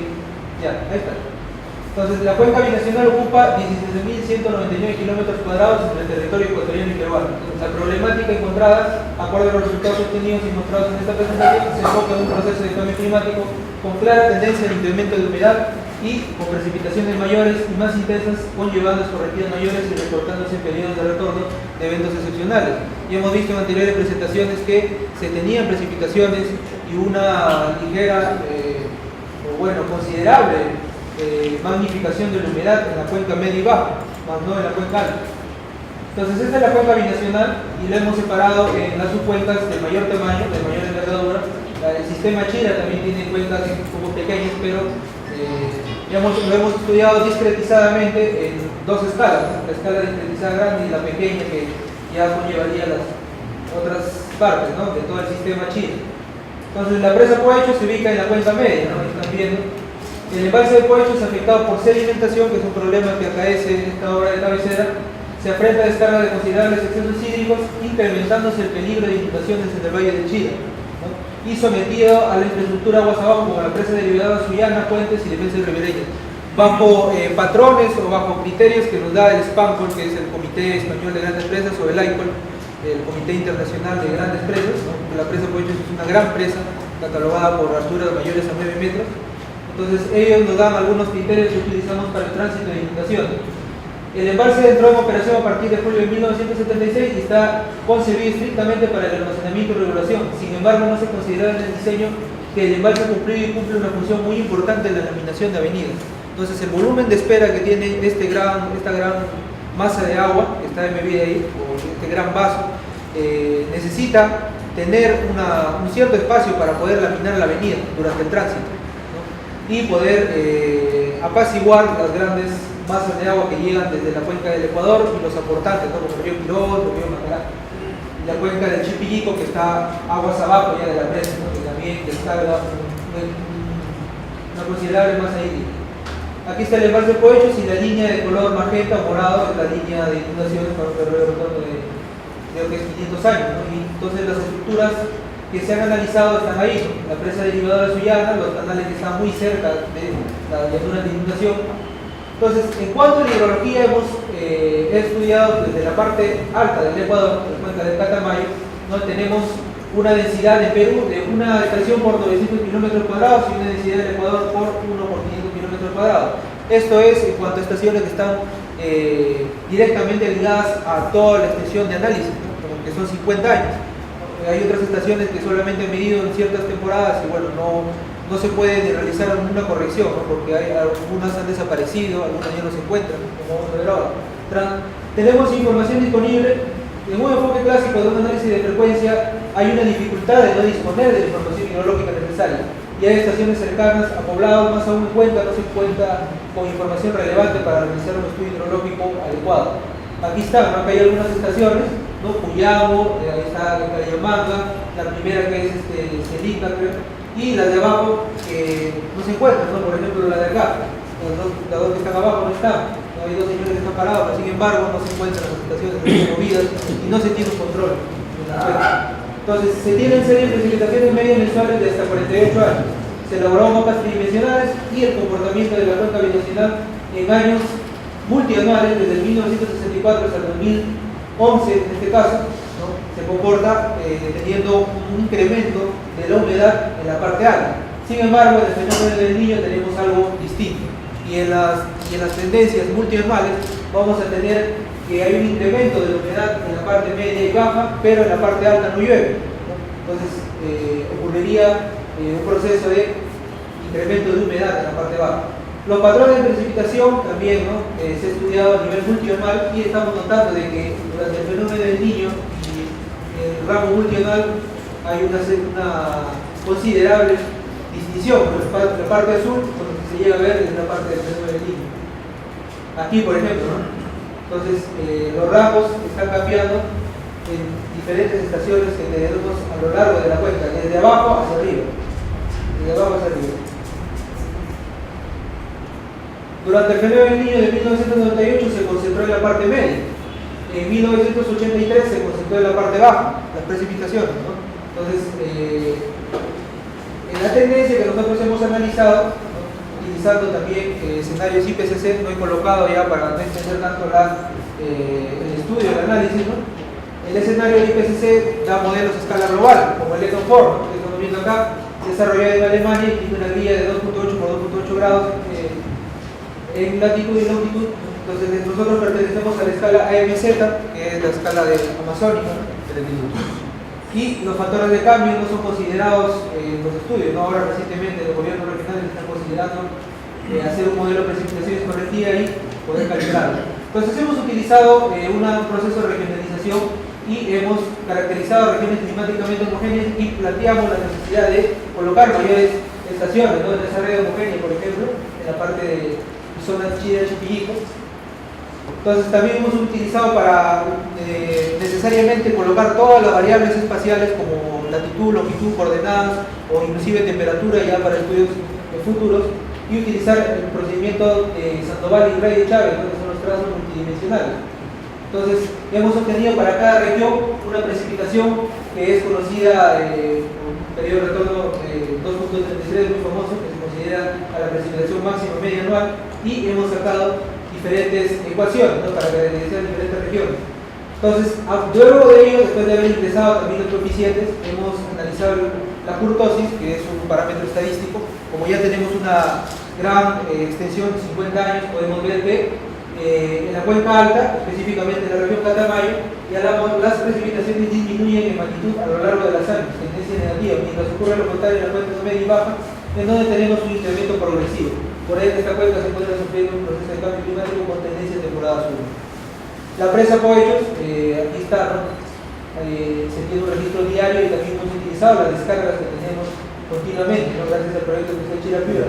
Las curvas de descarga del diseño para hacer el tránsito de las escorrentías y los procesos de topografía y levantamientos batimétricos. Hemos hecho una estimación de caudal de sedimentación y tenemos una serie que la hemos calibrado con las batimetrías, ¿no? Entonces, eso reportó. En 1976 teníamos una línea negra y en la batimetría del 2011 la cuota volumen-altura, ¿no? Cuota volumen, ustedes ven la línea roja, ha cambiado considerablemente, ¿no? Entonces se ha recortado mucho el embalse. Ahora tenemos 477.6 millones de metros cúbicos. Eso recortó en 53.9% la presa Coello. yo lo tenía hasta 52. Entonces, durante el fenómeno del Niño hemos utilizado un registro horario desde más o menos diciembre de 1997 hasta mayo de 1998. Y eso hemos corrido en un programa de simulación no permanente, ¿no? Que es el programa de RAS, y el RAS Mapper, que es una nueva aplicación que tiene el RAS, que nos ha permitido delimitar la cine industrial. A lo largo de Chile hasta el Océano Pacífico se ubican 31 centros poblados pertenecientes a la provincia de Sullana y Paita, posicionándose en diferentes niveles como infraestructura económica, como obras de irrigación y vial. Entonces, aquí tenemos el tránsito ya controlado por las reglas de operación de la presa y también la eliminación de la avenida, ¿no? De 100 años, por ejemplo, allá.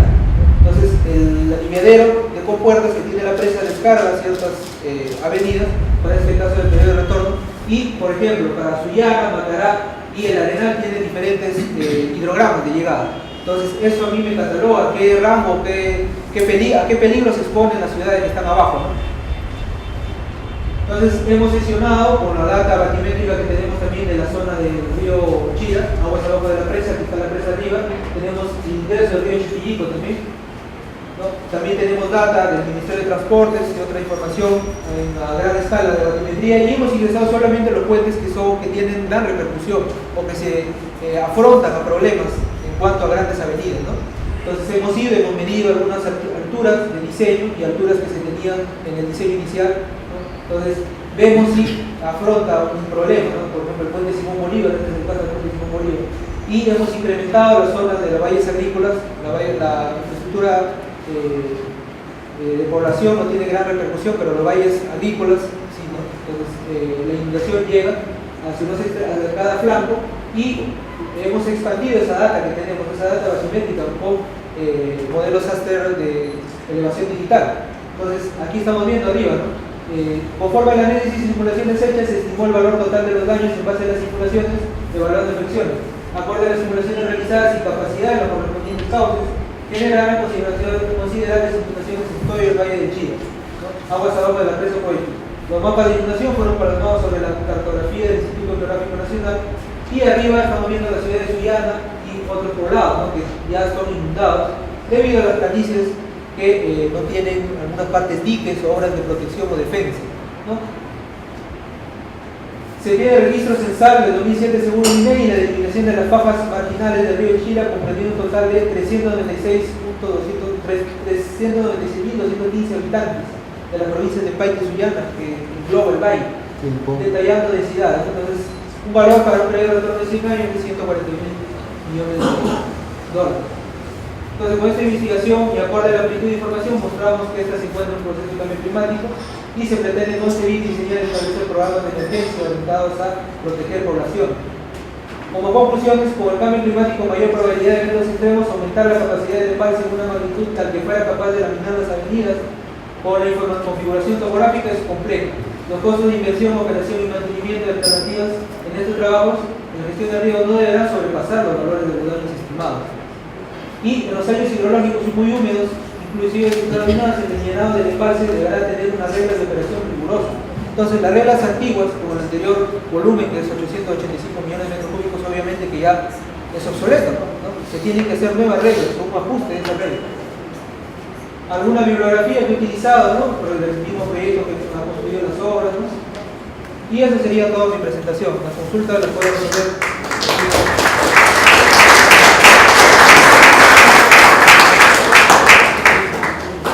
Se encuentra presente la doctora Ninel de Dios.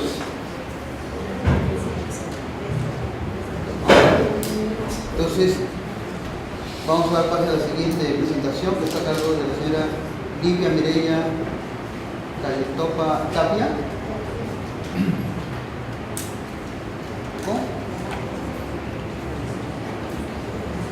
Bueno, entonces estamos culminando la parte correspondiente a las presentaciones.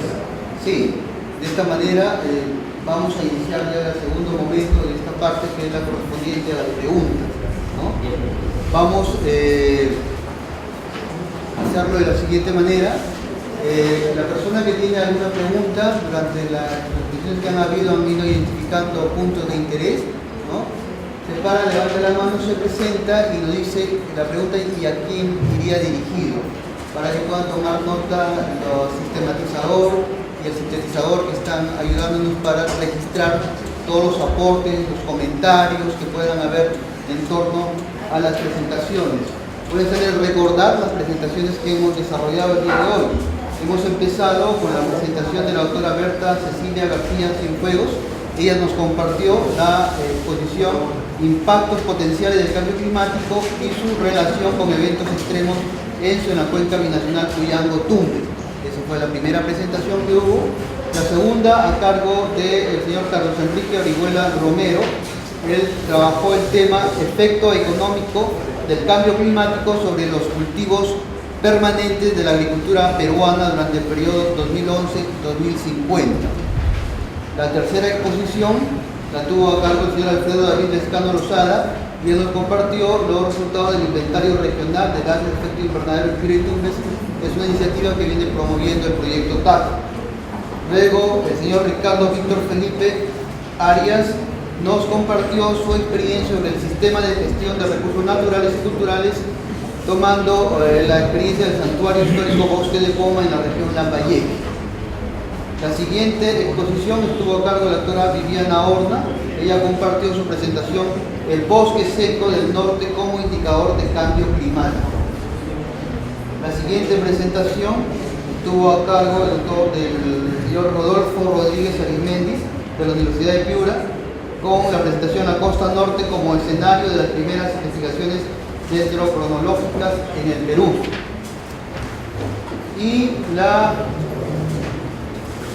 penúltima presentación a cargo de la última presentación de Julio Sá Montenegro Gambini de la Universidad de Ingeniería, con el tema de inundaciones y daños a infraestructura de la cuenca del río Piura en un contexto de cambio climático. Pues esas son las 7 presentaciones que hemos tenido, variadas, de diferente enfoque, y la idea ahora es poder aprovechar la presencia de los investigadores que han tenido a cargo estos trabajos para poder absolver alguna inquietud, algún comentario que tengan que realizar. Sí, se pone de pie su nombre y nos dice para quién va dirigida la pregunta. Número 1 el señor, número 2. Número 3. Buenas tardes con todos. La primera pregunta es para la doctora que trabaja en Tumbes y para el doctor que está trabajando en los bosques de Puma. Para ambos una misma pregunta. Una de las especies que identifican o digamos que habitan en los bosques secos del norte del Perú es la especie Ipomoea carnia, más conocida como borrachera. Yo quisiera preguntarle si tiene, digamos, en los bosques que han trabajado alguna importancia económica esta especie. Y para el expositor que trabajó sobre la influencia de los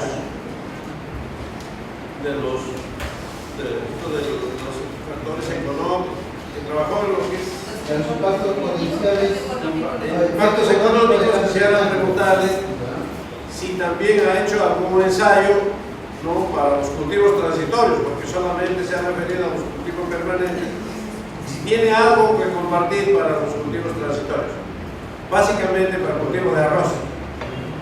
Correcto, la primera pregunta va dirigida para la señora Berta Cecilia García y la puede complementar el señor Ricardo Felipe Arias, ¿correcto? Sí. La segunda va dirigida para el señor Carlos Orihuela respecto al que abordó el tema del efecto económico del cambio climático. Bravo va a responder, después seguimos con las preguntas.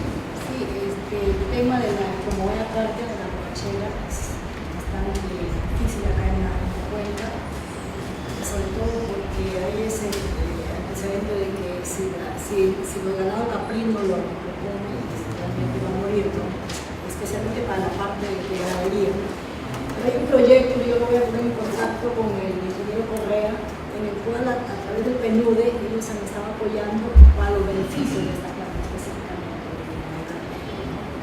También conversaba con usted referente a algunos trabajos que estamos haciendo en la cuenca y tenemos problemas con el cultivo de arroz, con el cambio climático. Tenemos la presencia de una mancha negra en el arroz, con motivo de que los agricultores no siembran semillas certificadas. Ese tema estamos trabajando y el tema de comunidad carnea específicamente, trabajando en un colega. Señor Felipe Arias, ¿desea complementar?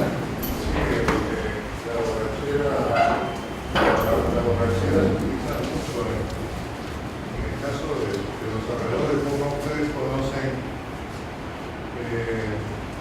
Tucumé tiene un acceso cultural ligado al uso de las plantas por la hechicería, y se utiliza mucho como parte de los brebajes. No es solo el San Pedro, sino también está la borrachera.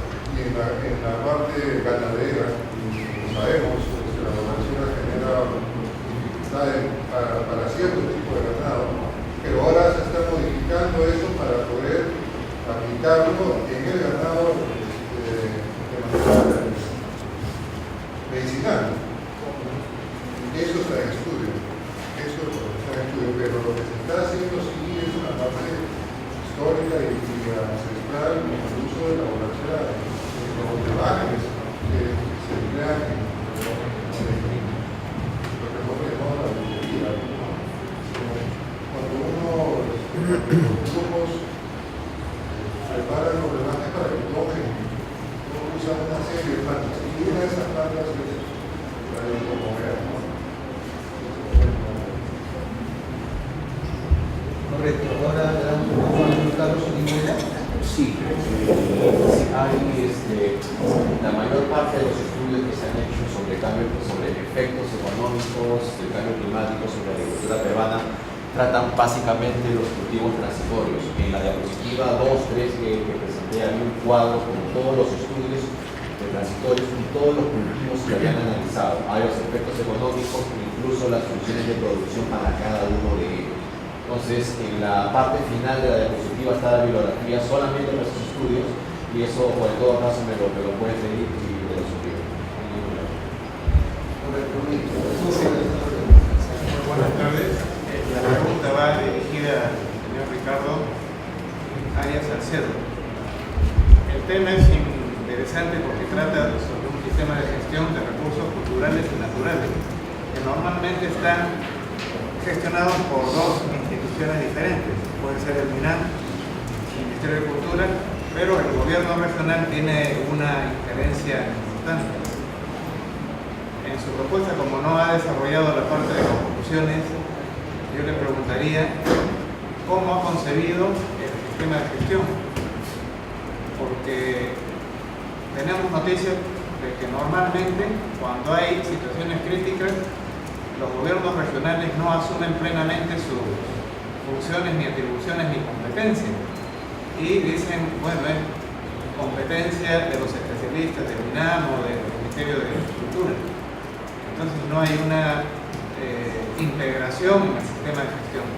La pregunta es, ¿cómo ha concebido el sistema de gestión? En el caso de cómo, en realidad la ponencia que han visto no es la que yo les envié, eso fue la ponencia previa. La que yo les envié está aquí. Por eso es que me confundió un poco, ¿no? Por favor, muéstrela para que en el caso de Poma hay injerencia de dos organismos. Uno es el Ministerio de Cultura, porque es un santuario histórico, y el otro es el Ministerio del Ambiente con el CERNAM.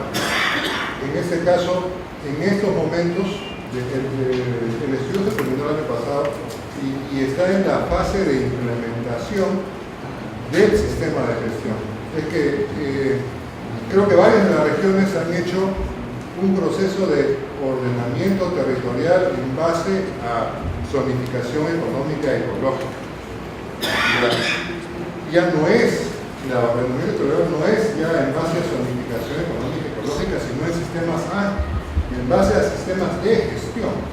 Entonces, para obtener nuestro orden territorial tenemos que haber primero evaluado cada uno de los aspectos que esa región tiene. Por ejemplo, en el caso de Poma, por su importancia por su importancia histórica, su sistema de gestión es muy especial, pero la metodología es la misma para cualquier región. Solamente vamos a variar las variables en función al tipo de región que sea, ¿no? En el caso de Pumac, por su valor histórico y porque pasó por el proceso de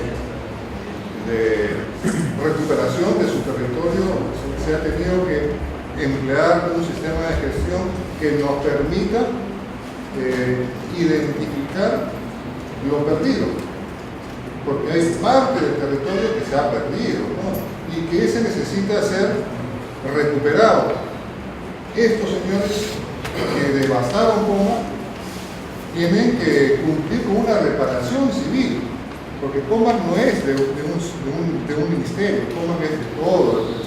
Entonces, la recuperación de ese territorio está en proceso de valoración también, ¿no? El estimado que dio el estudio es más o menos 30 millones de soles solo en cambio del suelo, pero no estamos hablando de los bosques, no estamos hablando de la fauna, no estamos hablando de los monumentos históricos que se han perdido. Es una cantidad enorme de dinero que el Perú ha perdido justamente porque ciertos números de personas, incluyendo autoridades, hicieron acciones irresponsables. Entonces, producto de todo eso ya no hablamos de zonificación económica y ecológica, hablamos de sistemas de gestión, inclusive en las nuevas directrices del IPCC ya no hablamos de zonificación económica y ecológica, sino ahora lo tenemos que adaptar a la gestión. Un territorio puede ser gestionado o no gestionado. Entonces, en el caso de Pumac va a ser un territorio gestionado. Entonces, si hemos identificado 5 órdenes, por ejemplo, no son 5, si hemos identificado 5 órdenes, entonces cada orden debe tener un sistema de gestión en función a sus potenciales y a sus riesgos que han sido identificados en la base, en la línea de base. Entonces, cada orden nos va a decir cómo vamos a utilizar ese territorio, que está identificado con un tipo de orden. Entonces, el orden y su sistema de gestión. Así es, el orden y su sistema de gestión. El uso, digamos, la gestión, es por el cual hacemos el estudio de línea de base. Entonces, el estudio de línea de base es importante porque nos entrega los elementos para identificar el orden, y el orden nos entrega los elementos para identificar su forma de gestión. ¿Correcto? Entonces es una cadena. La base, el estudio de línea de base, que varía de acuerdo al territorio que queremos ordenar, ¿no? Nos entregan los potenciales que tiene ese territorio, pero también nos entregan los riesgos, ¿no? Como hemos visto en los mapas de riesgos, ¿no? Entonces eso lo usamos utilizando tecnología, en este caso el sistema de información geográfica, y la interrelación nos va a poder decir qué órdenes estamos encontrando, y en función a cada orden nos podemos decir cuál va a ser su sistema de gestión. Por ejemplo, uno de los sistemas es el de riesgos. Uno de los órdenes que tenemos identificados es el de riesgos, y dentro de lo que es riesgos tenemos severos, muy severos, extremos, ligeros, moderados.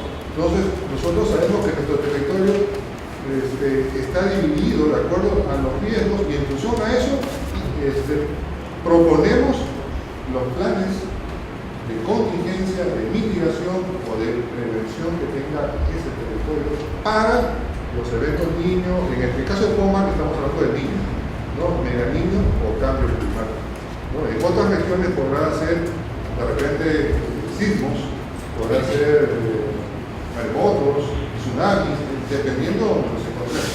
En el caso de Pumac, mayormente los riesgos identificados son desbordes, lluvias torrenciales e inundaciones.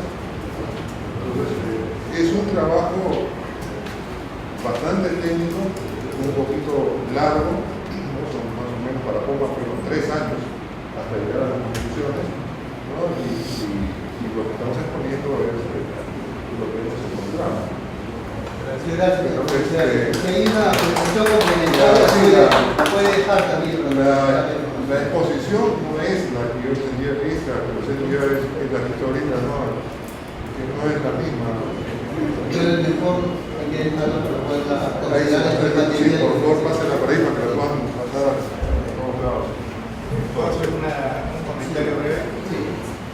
Yo le preguntaba esto porque en el caso de Trujillo, donde yo trabajo, hay una especie de asociación pública-privada. Sí. En el caso de las huacas de noche, las huacas del sol incluso. En el caso de Chanchán, que es a cargo del Ministerio de Cultura, hay una unidad ejecutora, exclusivamente con fondos del Estado. En la asociación pública-privada estuvo antes la Fundación Vasco, que era empresa cervecera, pero después que se vendió a Bavaria, continuaron ellos financiando el proyecto y ahora que esas milas continúan financiando el proyecto en cooperación con la Universidad Nacional de Trujillo. La única condición que han puesto es que el equipo técnico continúe, porque los resultados han sido positivos. Y los ingresos obviamente revierten para la conservación, restauración y medidas de mitigación y prevención contra riesgos.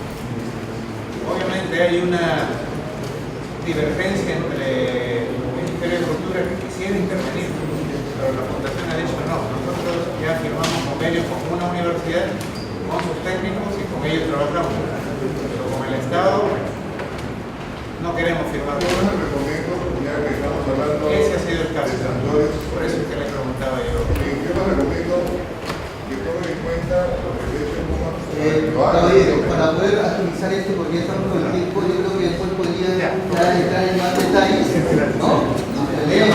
Correos, todos los detalles. La última pregunta puntual, por favor, que estamos haciendo porque ya nos es para la ingeniera forestal de la Universidad Nacional Agraria, La Molina. Es específicamente en Capares San Plata, que es el zapote.